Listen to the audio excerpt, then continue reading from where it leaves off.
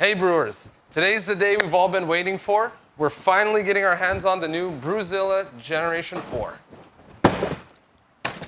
This is the 30-liter, 110 volt, or 8 US gallon system, and we're gonna unbox it and set it up for you.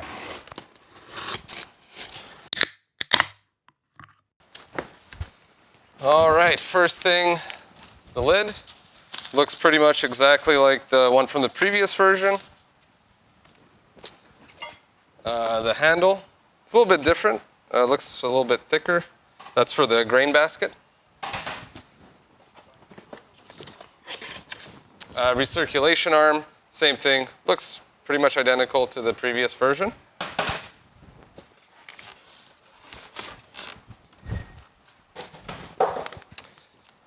Next, we have, let's see here,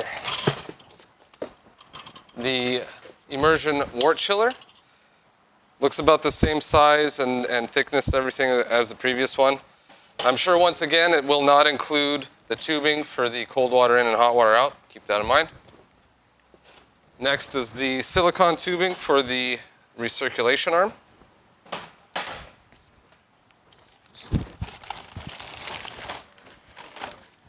The grain basket, and this I want to take a closer look at. I did hear they made some changes to this.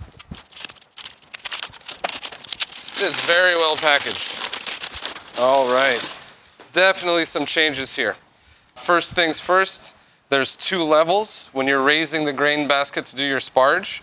So you can lift it up like halfway. So let's say you have a big grain bill, you're doing an imperial stout or something like that. It can be pretty heavy. So what you could do is raise it to the first level, and then once most of the wort has, fallen into the bottom of your BrewZilla, you can lift it up to the next level. So that's pretty nice. Probably also comes in handy if you're doing smaller batch sizes. You don't want the wort, falling from very high. You can use these notches here. And then they've added some perforations to the bottom of the malt pipe. So this is gonna make your mash flow way better. They do similar on the grain father, and I noticed it worked a lot better with that sort of malt pipe. Accessory box. Let's see what we got in here. So this is new. This is gonna be the handles for the lid. So instead of having those little tiny plastic balls, there's actually rings on here. Definitely an improvement.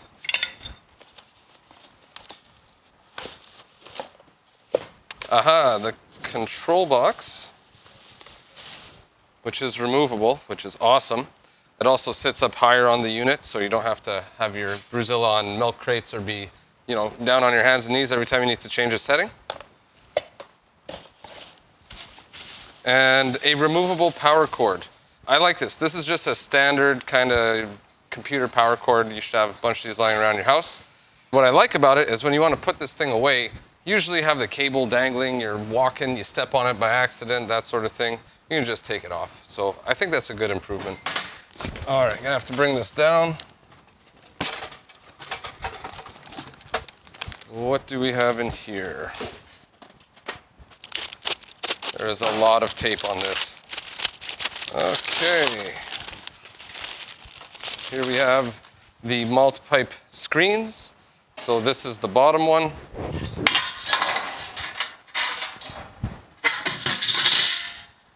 Just fits in like so. Looks somewhat similar to the previous version. They might have changed it a bit.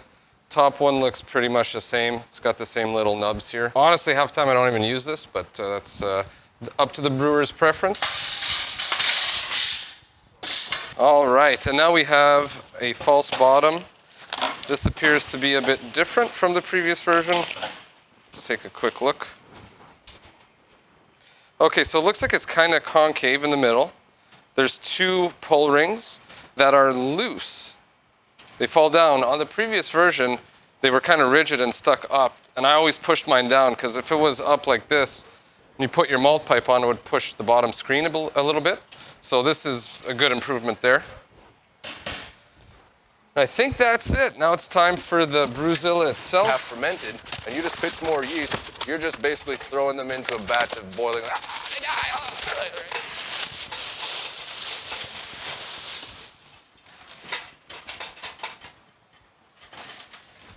Okay, so there we have it.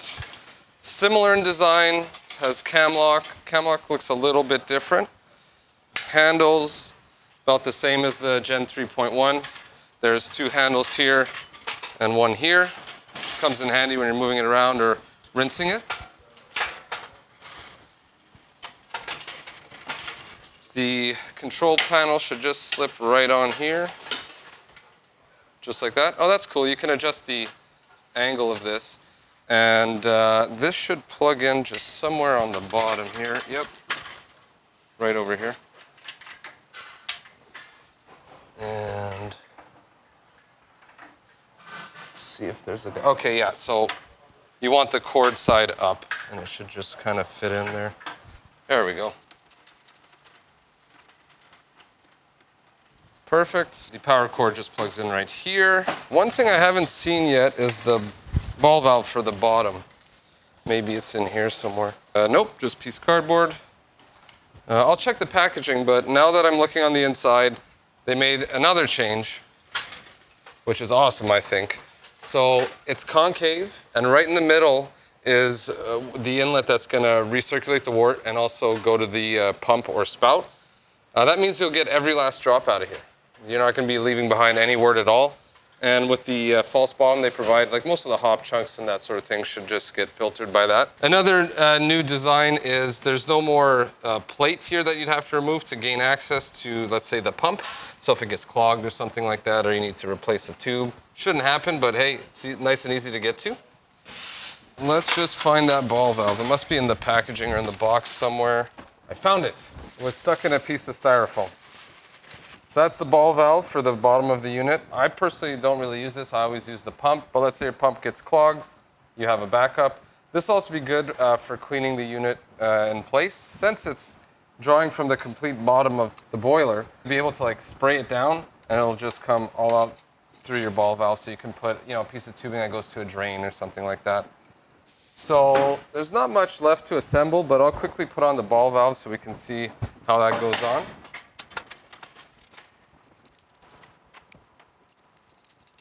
Okay, so there's a silicone O-ring on there. Just put that through.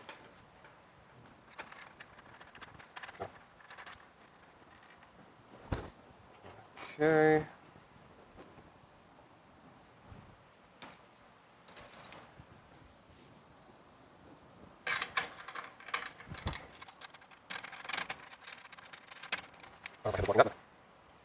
There you go. And next we just need to attach the tubing. So that tubing is going to the pump. Make sure it's on there good, and then just grab this clamp here and put it on the barb. That's it. All right, might as well get the lid assembled while we're at it.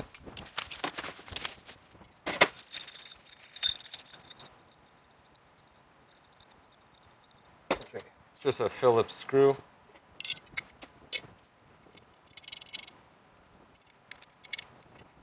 All right, I'll do the same thing to the other side.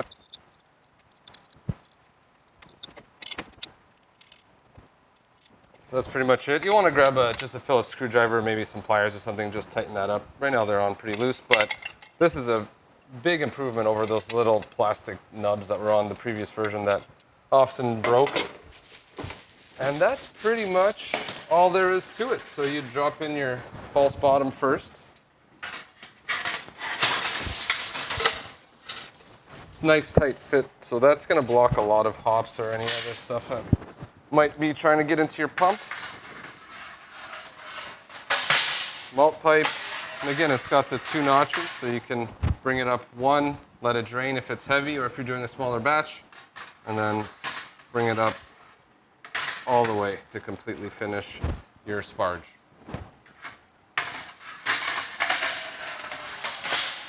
That is pretty much it. Immersion chiller again. You want some tubing in and out, just whatever vinyl tubing for the cold in, and then some temperature like silicone high temperature tubing for the out, because it's going to come out very hot at the beginning.